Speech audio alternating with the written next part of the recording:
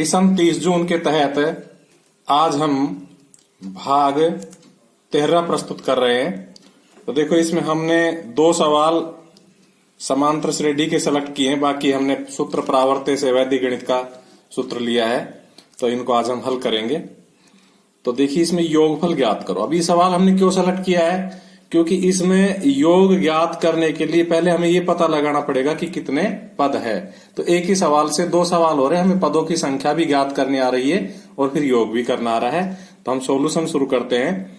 लिखेंगे a बराबर 3, क्योंकि इसमें प्रथम पद 3 है।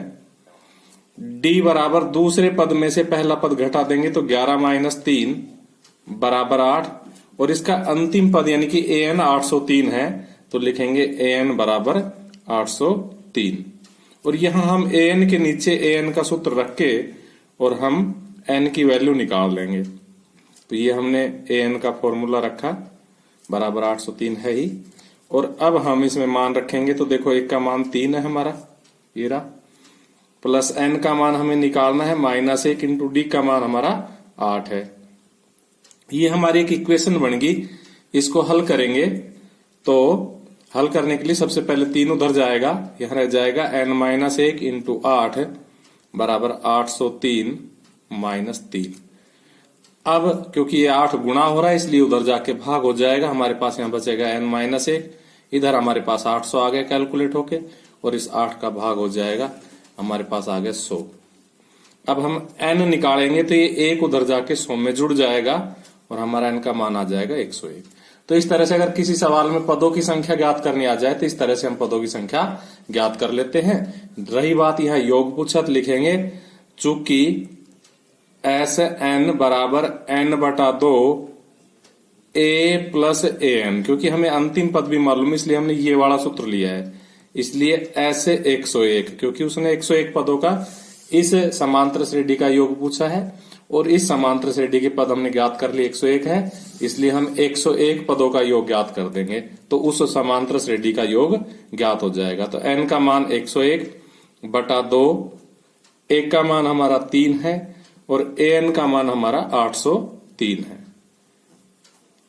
इस प्रकार से 101/2 और 803 में 3 जोड़ेंगे तो 806। इसको काट देते हैं, 2 चौको 8, 0 2 तिया 6। अब हम 403 को और 101 को गुणा कर लेंगे तो गुणा सीधी हो जाएगी, क्योंकि 403 एकम 403 हासिल 40 में भी 0 लग जाएगी, हासिल 4, फिर 403 एकम 403 और 4 हासिल के 407। तो इस प्रकार से हमारे सवाल का योग भी हो गया। अब हम आगे बढ़ते हैं। तो देखो एक सवाल हमने ये सेलेक्ट किया है कि इसमें 25 पदों का योगफल ज्ञात कीजिए। तो हम सबसे पहले इसमें लिखेंगे an बराबर 7 माइनस 3n, और यहां एक की जगह n की जगह 1 रख देंगे तो ये पहला पद आ जाएगा।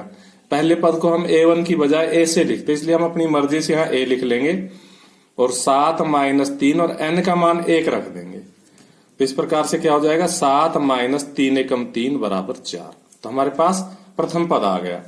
अगर हम n की जगह 2 रख देंगे तो दूसरा पद आ जाएगा। तो 7 माइनस 3 इंटू n की जगह इस बार हमने 2 रखा, तो क्या है 7 माइनस 3 दूनी 6 बराबर 1। जब हमारे पास किसी समांतर श्रेणी का प्रथम पद हो, दूसरा पद हो, तो हम d निकाल सकते हैं। लिखेंगे इसलिए d बराबर 1, दूसरे पद में से पहला पद घटा देते हैं, तो 1 में से 4 घटा दिया तो कितना आ जाएगा, -3। जब हमारे पास किसी समांतर श्रेणी का n का मान हो, उसका प्रथम पद हो और उसका सार्वंतर हो, तो हम उसका योग भी ज्ञात कर सकते हैं, और उसने योगफल ही पूछा है। तो वापस जो अभी पिछले सवाल में हमने फॉर्मूला लगाया वही फॉर्मूला वापस रिपीट हो जाएगा। चूंकि Sn बराबर n/2 2a प्लस, इसमें फर्क है, उसमें हमने a प्लस an वाला लगाया था क्योंकि अंतिम पद मालूम था, इसमें हमें अंतिम पद मालूम नहीं, इसलिए हमने ये वाला फॉर्मूला लगाया है। और अब हम इसमें लिख देंगे इसलिए S25, क्योंकि उसने 25 पदों का योग हमसे पूछा है। तो 25/2, क्योंकि n का मान यहाँ 25 रख दिया, 2 a का मान हमने रख दिया 4, यहाँ निकाल रखा है, प्लस n का मान 25 -1 इंटू डी, और देखो डी का मान है हमारा -3। जब भी डी का मान माइनस में तो ब्रैकेट में रखना है। आगे बढ़ते हैं तो 25/2 ऐसा कैसा, ब्रैकेट शुरू, 4 दूनी 8, 4 दूनी 8, 25 में से 1 गए तो 24, और ये -3।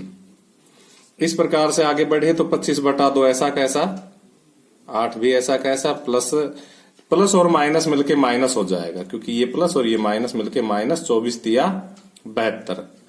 अब हम 72 में से 8 घटा देंगे, क्योंकि हमारा 72 माइनस का, 8 प्लस का है, तो माइनस के 64। ये 2 से काट देंगे हम, तो 25/2, 2 से तो हमने काट दिया ना, दोबारा से गलती से लिखा गया, तो इसको मैं हटा देता हूं। तो 2 से काट देंगे, -32 बार कटेगा, और -32 को अब 25 से गुणा करेंगे तो -25 दूनी 50, 25 तिया 75, और 5 हासिल के 80, 800, और इस प्रकार से हमारा योग हो गया। थोड़ा सा विचार सूत्र प्रावर्त्य पे भी कर लेते हैं वैदिक गणित में, क्योंकि ये इस बिंदु पर हमने विचार नहीं किया है। तो इसमें देखो, ये इस रूप में अगर हमारा सवाल हो ax + b = cx + d, यानी कि 13x, तो a का मान 13 हो जाएगा, b का मान -14 हो जाएगा, c का मान 9 और d का मान 10। तो इस तरह का सवाल हो, यानी कि इस रूप का सवाल हो, तो उसका फॉर्मूला हो जाता है x = d - b / a - c। तो हमने ये चिंतन किया है कि इस सूत्र पर आधारित ही सिर्फ पहला, दूसरा और तीसरा सवाल है। चौथे सवाल के लिए अलग सूत्र है, पांचवी और छठे के लिए अलग सूत्र है हमारे सूत्र प्रावर्त्य के। लेकिन आप क्योंकि थोड़े से कमजोर बच्चों को ध्यान में रखती हुई वीडियो बनाई जा रही है, तो मैं चाहूंगा कि आप इन सभी सवालों को इस रूप में ही चेंज करके कर ले, क्योंकि बोर्ड में बाकायदा कॉपी चेक करने वाले के पास ये निर्देश होता है कि अगर बच्चे ने किसी दूसरी विधि से भी सवाल को किया है तो भी उसको पूरे अंक दिए जाए। तो आप एक ही सूत्र याद कर लो। इस बात को ध्यान में रखते हुए हम देखो पहले तीसरे सवाल को ऐसा पहला दूसरा जैसा बना रहे हैं। तो क्या करेंगे, हम वज्र गुणा कर देंगे 3 की 2x + 1 से और 1 की इससे। तो देखो 3 दूनी 6x प्लस 3 एकम 3, 3 दूनी 6x, 3 एकम 3 बराबर 1 से गुणा करेंगे तो कोई फर्क नहीं पड़ता, 3x + 4 ऐसा कैसा। अब ये हमारा उस रूप में बदल गया, पहले सवाल जैसा हो गया है। इसी तरह इसको भी हम वज्र गुणा कर लेंगे। देखो 2 दूनी 4x, फिर 2 एकम 2 बराबर 5 5 25x और माइनस का 5 तिया 15। तो ये भी उसी रूप में बदल गया जैसा हमारा पहला दूसरा है, उसी रूप में। अब देखो पांचवें सवाल में हम क्या करेंगे, पांचवें सवाल में हम सबसे पहले 1/x + 1 को यही रखेंगे और ये जो माइनस का 2 है बटा x - 1 है ना, इसको उधर ले जाएंगे तो उधर जाके प्लस का हो जाएगा। और अब हम इनको भी क्रॉस मल्टीप्लाई कर देंगे। तो देखो 2x + 2 बराबर 1 से गुणा करेंगे तो x - 1। अब ये भी ऐसा ही हो गया जैसा ही पहला दूसरा है। इसी प्रकार छठे सवाल को हम कर देंगे। हमने सबसे पहले तो बताया कि पहले दूसरे सवाल की तरह कैसे बनाना है। तो इसमें भी 5/2x - 1 को यही रखा और 9/3x - 2 को उधर ले गए। और अब इसको वज्र गुणा कर देंगे। तो देखो 9 दूनी 18x - 9 एकम 9 बराबर 5 तिया 15x - 5 दूनी 10। अब ये भी पहले सवाल जैसा हो गया, तो इसको पूरा हल करके दिखा देते हैं आपको। तो अब देखो इसमें a बराबर कितना हो गया 18, ये a होता है, ये b होता है, b बराबर -9, फिर c होता है 15 और फिर d -10। यानी कि शुरू से जो गुणांक होते हैं ना वो a b c d होते हैं। ये a होता है, ये b होता है, ये c होता है, ये d होता है। लिखेंगे इसलिए x बराबर, अपना सूत्र याद कर लेना, d - b बटा a - c। इसमें हम मान रख देंगे। तो देखो d का मान हमारा कितना है, d का मान -10। फिर ये सूत्र का माइनस। अब b का मान कितना है -9। तो कभी सोचो ये लग तो रहा है, ये तो सूत्र का है, b का मान -9 वो अलग से लगाना पड़ेगा। उसके बाद a का मान 18 और c का मान 15। देखो -10 ऐसा कैसा, 2 माइनस मिलके प्लस का 9 बटा 18 में से 15 गए तो 3। इस प्रकार से ऊपर माइनस का 1 बचेगा और नीचे 3 बचेगा और ये हमारा सॉल्यूशन हो जाएगा। तो जैसे हमने छठा सवाल हल किया ऐसे ही हम पांचवा सवाल हल कर सकते हैं। ऐसे चौथा कर सकते हैं, ऐसे तीसरा, पहला दूसरा, सभी में एक सूत्र लग जाएगा। तो अगर तुम्हारी किस्मत सही हुई तो इनमें से कोई सवाल आता है, इस तरीके का कोई सवाल आता है तो आप उसको सही कर पाओगे। उसके बाद में हम ये एक प्रमेय ले ली, ये बहुत मोस्ट इंपोर्टेंट प्रमेय, लगभग हर साल आ जाती है, एक साल छोड़े एक साल आ जाती है, नहीं तो हर साल आ जाती है। बहुत ही इंपोर्टेंट और बहुत ही आसान प्रमेय है। तो इस प्रमेय को हमने आपके लिए चुना है। अगर आपकी किस्मत सही हुई तो ये 3 अंक की प्रमेय आ सकती है। बाह्य बिंदु से खींची गई स्पर्शरेखाएं समान होती है। तो हम एक वृत्त बनाएंगे, आप प्रकार पेंसिल से बनाना, मेरी तरह हाथ से मत बनाना, और स्केल की सहायता से स्पर्शरेखाएं खींचना, और स्पर्शरेखाएं खींच करके हमें फिर सिद्ध करना है। हाथ से खींचोगे तो ऐसे खींचेगी जैसी मेरी खींच गई है, इसलिए स्केल से खींचनी है। और स्पर्श रेखा खींचने के बाद में ये स्पर्श रेखा हो गई बाह्य बिंदु से PA और PB, और हमें सिद्ध करना है PA बराबर PB। बहुत सीधा सवाल है। हम सबसे पहले लिखते हैं, दिया है PA व PB बाह्य बिंदु से स्पर्श रेखाएं हैं।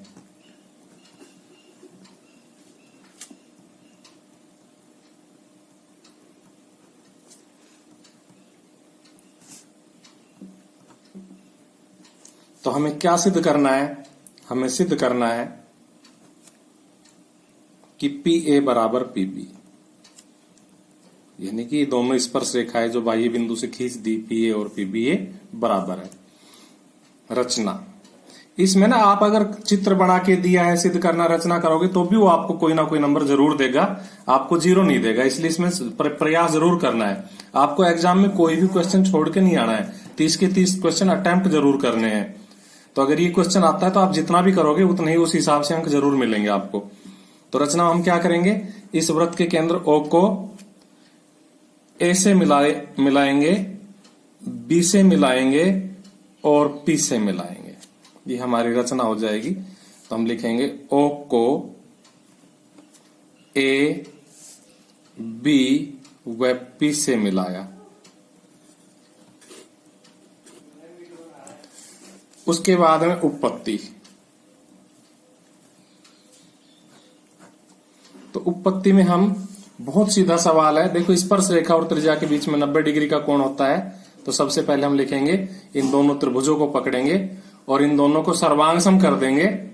तो ये PA और PB बराबर हो जाएगी। तो सर्वांग सम करने के लिए हम लिखेंगे त्रिभुज OAP व त्रिभुज OBP में, अर्थात इस त्रिभुज में और इस त्रिभुज में लिखेंगे कोण OAP बराबर कोण OBP बराबर 90 डिग्री, क्योंकि स्पर्श रेखा और त्रिज्या के बीच में होता है। कोण OAP बराबर कोण OBP बराबर 90 डिग्री। तो ये हमारा एक हो गया। कारण भी लिख देंगे हम कि स्पर्श रेखा लंबवत होती है, ये उल्टा जो T बनाया जाता है इसका उच्चारण लंबवत होती है त्रिज्या के। नंबर 2, देखो ये 90 डिग्री के सामने कर्ण होता है, कर्ण OP बराबर कर्ण OP, क्योंकि दोनों त्रिभुजों का साध्य का है। तो लिखेंगे कर्ण OP बराबर कर्ण OP। उभयनिष्ठ साध्य का।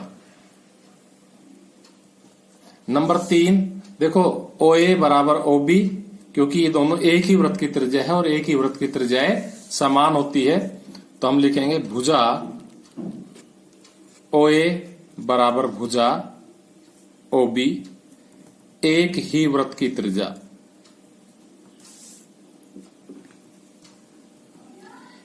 इस तरह से हमारे त्रिभुजों की दोनों की एक एक तो कोण 90 डिग्री के हो गए और उन दोनों के कर्ण समान हो गए, उन दोनों की एक एक भुजा समान हो गई। अतः RHS के नियम से सर्वांग सम हो गए। लिखेंगे इसलिए RHS के नियम से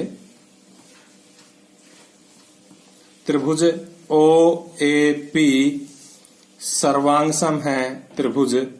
देखो, हमने कोण A के संगत कोण B बराबर सिद्ध किया है, तो इसका A बीच में तो इसका B बीच में आएगा। लिखने का तरीका होता है OP बराबर OP, इसका भी OP पहला तीसरा, तो इसका भी OP पहला तीसरा हो जाएगा। और OA बराबर OB, तो इसका OA पहला दूसरा, तो इसका देखो OB भी पहला दूसरा है। अगर ये पहला दूसरा नहीं होता तो हम इसको चेंज करके करते। इस प्रकार से अगर ये त्रिभुज सर्वांग सम है तो इसकी नंबर 2 और 3 के बिंदुओं से बनी भुजा इसके नंबर 2 और 3 के बिंदुओं से बनी भुजा के बराबर हो जाएगी, यानी कि PA बराबर PB, और यही हमें सिद्ध करना था।